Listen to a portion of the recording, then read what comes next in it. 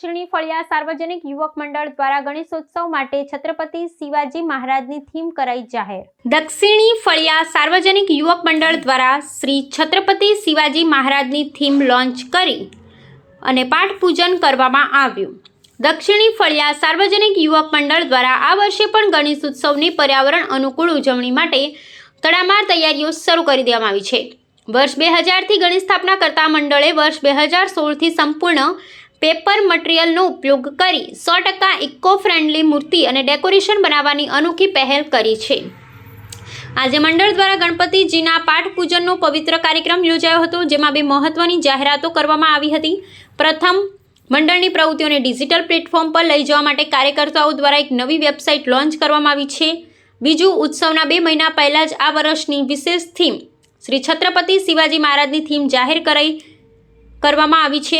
મિલિંદભાઈ મંડળના કાર્યકર્તાઓએ જણાવ્યું હતું કે શિવાજી મહારાજ માત્ર મહાન યોદ્ધા જ નહીં, પરંતુ એક કુશળ રાજા, આદર્શ પુત્ર, વેપારી અને ફાધર ઓફ ઇન્ડિયન નેવી પણ હતા। તેમના જીવન ચરિત્રના આ વિવિધ પાસાઓના ડેકોરેશન દ્વારા શ્રદ્ધાળુઓનું સમક્ષ જીવંત કરવામાં આવશે, જેને લઈને આજે પાઠ પૂજન કરવામાં આવ્યો હતો।